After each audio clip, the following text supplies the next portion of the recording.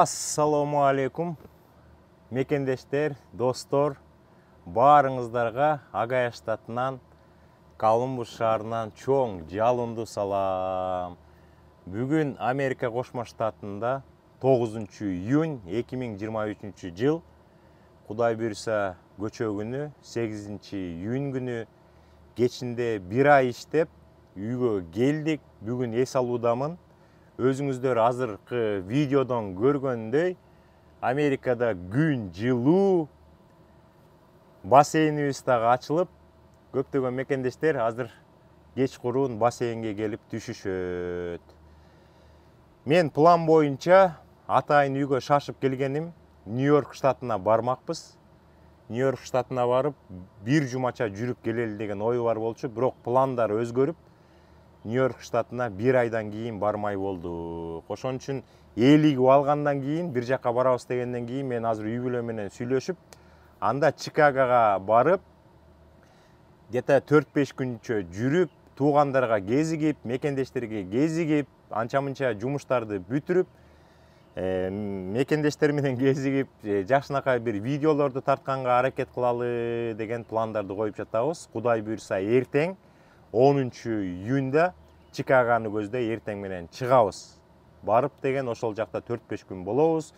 Кыргыз комьюнитисинен да мага чалышкан.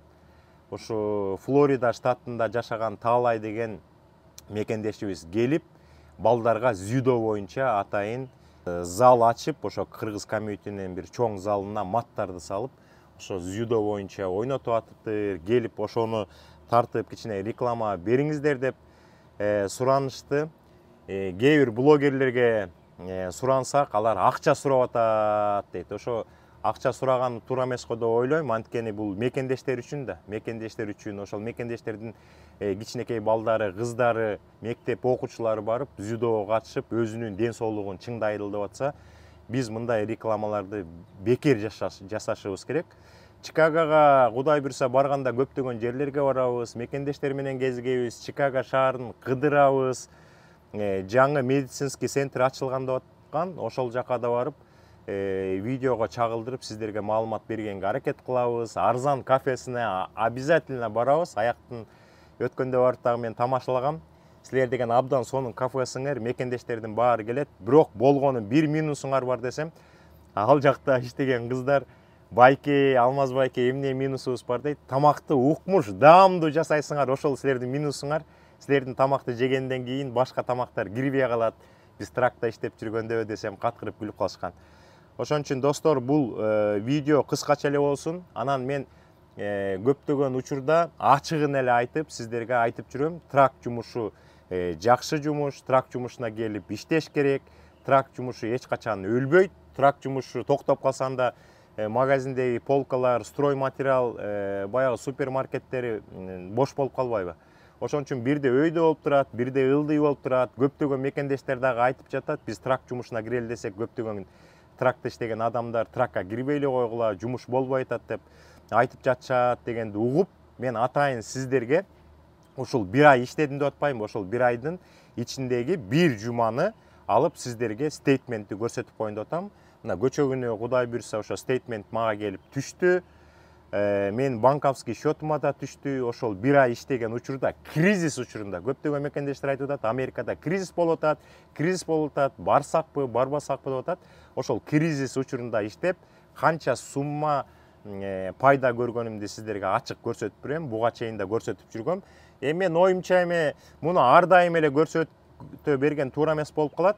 Кийинчерээк может токтотом. Эң негизги нерсе, көптөгөн мекендештер уже билип калды. Америкага келип иштесек болот экен, бутка турсак болот экен деп. Бирок азыркы учурда мен дагы Нью-Йоркто жашаган мекендештер менен, тааныштар менен, достор менен, Чикагода жашаган достор менен, тааныштар менен сүйлөшүп калсам, азыр кичине кыйын болуп атат дейт. Анткени агым күчтүү болуп, анан баягы квартира таба албай жүргөн мекендештер көп болуп атат, жумуш таба албай жүргөн мекендештер көп болуп атат дейт. Эми баардыгы убактылуу. Америка Кошмо Штаты бул мигранттардын өлкөсү болгондон кийин агым келип атат, ошол эле мекендештер жайгашып, башында кыйын болот. Ошон үчүн жаңы келген мекендештер көздү жумуп, баягы иштей бериш керек. bir жылча, 1,5 жылча иштегенден кийин бир нукка түшөт, анан баардыгы жакшы болот.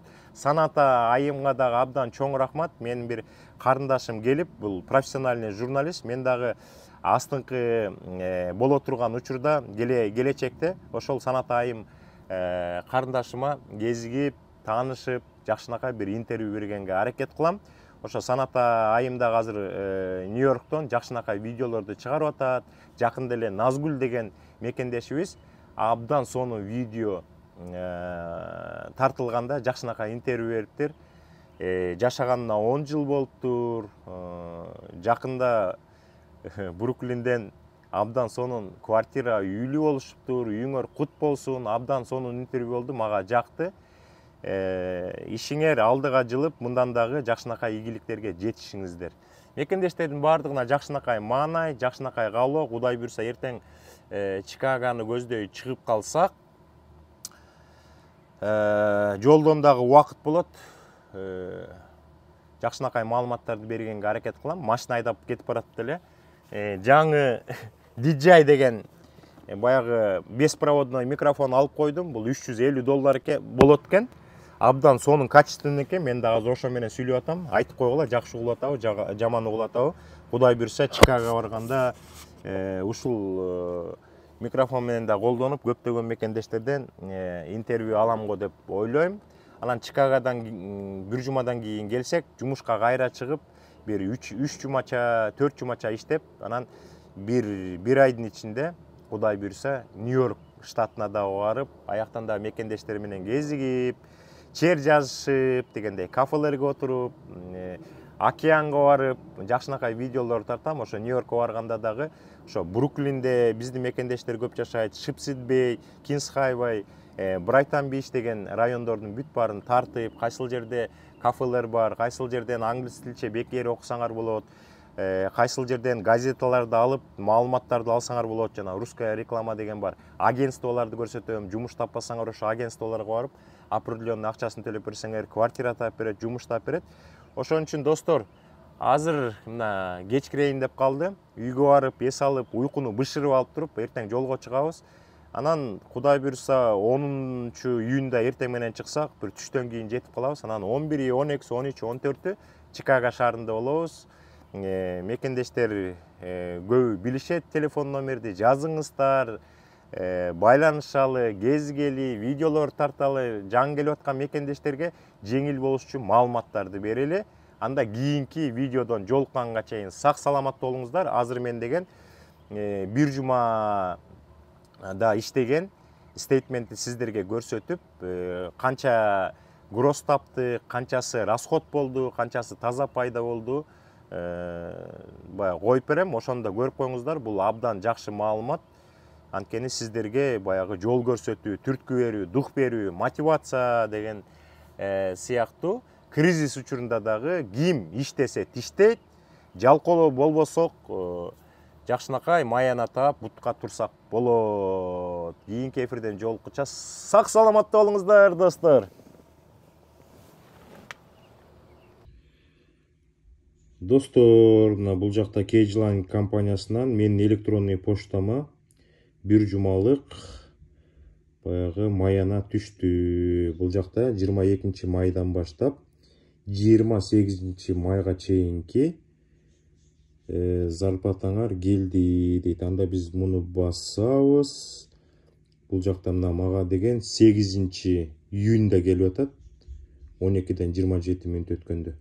Анткени бизде деген зарплата сразу бир жума иштеп өтсөк, понедельник болгондо ошол жуманыкын албайбыз. Бизде 1-2 жума кеч болуп турат да, ошондойчу. Эң негизгиси азыр мен сиздерге көрсөтүп коеюн баардыгын толук. Так, кандай кылабыз, достор? Мына Кейджлайн компаниясы 22 майдан баштап 28 майга чейин иштеген бир жумалык маянаны 8 июнда менин электронный поштама жиберип атат. Атайын сиздерге көрсөтүп коеюн. Азыр кризис учурунда көптөгөн мекендештерди айтпайбы, азырчы кризис болуп атат деп. Ошол кризис учурунда кандай иштедик? Мен 1 ай иштедим. Ошол 1 айдын 1 жумасын азыр көрөбүз. Бул жакта деген Нью-Джерси штатынан Колорадо штатына $3100 дейт. Экинчиси Агаядан Колорадо штатын көздөй $2600 дейт. Андан кийин Колорадо штатынан Мэриленд штатына көздөй жүк алып турбуз. Ошондо көрүп атасыздар, биз $9400 бир жуманын ичинде жүк алып атабыз. Бул жерде жазылып турат 9400 деп. Анан дагы жакшы, көп мекендештер расход кетирген акчаңар дейт. Как раз бир айга көптөгөн нерселерди кармаптыр. Бир жумада $9400 груз ташыгандан кийин, моякта 12% деп турбайбы эң биринчиси. Бул ошол $9400 12% $1128 биздин компания кармап алат. Анан бул жакта деген трипек дейт, бул деген жумасына бир жолу конвертке салып документтерди биз эмеге жиберип турабыз, компаниябызга жиберип турабыз. Ошонун бир айлык услугасы моякта мына көрдүңөр, жун деп жазылып турат. Үй калыптыр, июнь айылын алыптыр. Припес деп турат. Припес деп биз деген эмеден толдордон өтүп атпайбызбы? Толдордон өтүп атканда автоматический припес, EasyPass. Припес деген бул эменики го дейм. Жана биз Вестейшнден өтүп атканда атайын бизде припес бар. Ошол жашыл күйгөндө биз өтүп кетебиз да, ошонун услугасы болуш керек деп ойлоп атам да. Yield дейт, лоудбуктун услугасы $150 бир айга дейт. Cargo дейт. Бул $250 ай сайын төлөйбүз. Бул жүккө, жүктүн иншуренси. Fuel дейт, эки жолу биринчи, экинчи fuel дейт, экөөнү кошкондо ошол бир жумада кеткен солярканын баасы. Бирок мындай болуп калат атпайбы, досторчу? Соляркабыз ар кандай болуп калат да, бир жуманын башында, а может полный солярка менен баштап калабыз. Кээ бир жумаларда баягы жумушту баштап атканда пустой солярка бактар менен баштап калабыз да. Кээ бирде жума башталып атканда бактар орточо болуп калат. Ошого жараша бир жумада кетирген солярка бир жумага окшошпойт. Бул жерде деген иншуренс бир жумада биз $400, бул страховка. Страховкасы жок, биз иштей албайбыз, ошол кармалып тур. Анан ар бир жумада бизден $20 сейфти деп кармалып турат. Ошон негизинен алганда мына $9400 бир жумада жүк ташыдык. Бүт расходтордун баары кеткенден кийин мына $6024 29 цент бул бир жуманын таза пайдасы да. Анан ушул сумманы биздин банковский счетко которуп коюшат. Анан өзүбүздүн жанагы банковский счетко кирип караганда биздин компаниядан жума сайын зарплатабыз келип түшөт. Мен жаңы эле карап текшердим, азыр мына $6024 түштү. Достор, мен бул нерселерди сиздерге көрсөтүп аткан себебим, көптөгөн мекендештер келип тракта иштейбиз деп атат. Ошо тракта иштеңиздер деп атабыз. Ошол мекендештерибизге бир баягы дух бере турган, бир жол көрсөтө турган, бир күч кубат бере турган нерсе болсун деп көрсөтүп жүрөм. Мындан ары деле көрсөтүп жүрө берген уже туура эмес го деп ойлойм. Эң негизгиси биздин мекендештер түшүндү. Америкага келсе болот экен, иштесе болот экен деп башында ар кандай жумуштарда иштеп атып, анан Кудай буйрса, анан тракка кирип иштесеңер, трак жумушу эч качан өлбөйт. Бирде ылдый, бирде өйдө болуп турат. Мына кризис учурунда мен сиздерге көрсөтүп бердим да. $6024 бир жумада таза пайда таптык. Достор, мен азыр видеонун эң акыркы минуталарында жанагы жаңалган DJI Mic деген беспроводной микрофонду бир сыйра текшерип көрөйүн. Видеонун астына комментарийга жазып коюңуздар. Анан көптөн бери сураган элекмин. Биздин YouTube каналга катталып, колокольчиктерди басып, лайктарды басып туруңуздар. Бизге мотивация бериңиздер. Жакшынакай видеолор чыгарабыз. Анда мен машинага чейин барып текшерип алайын. Бир определенный камерадан алыстыкка кеткенде кандай иштейт экенин көрөбүз. Достор, Текшерип атканда бир нерсени айтып коеюн. Көптөгөн мекендештер мага да чалып, мен жакында эле бир 15ке жакын мекендеш менен ошол темада сүйлөштүм. Көбү айтышат, биз баягы туристтик виза менен келгенде кандай кылабыз деп. Анан Мексика маселеси. Айырмасы жок болуп калат, достор. Силер Мексика менен киресиздерби? Же турист болуп Америкага кирип, легализация жасап, документтерди жасап, анан бул жакта social security'ni алып, разрешение на работаны алып, бул жакта калабызды атпайсыңарбы? Ошо Мексика менен кирген менен туристтик визабы же калган визалар менен келип бул жакта деген адвокат менен кезигип, бир адвокатты жалдап, анан ошо менен иш алып барган экөөнүн айырмасы жок, достор. Ошону түшүнүп коюшуңар керек. Мексика менен киргенде деле бул политический убежище болуп калат. Кийин турист болуп башка визалар менен келип, через адвокат кейсиңерди өзгөрткөндө бул деле политический убежище болуп калат да.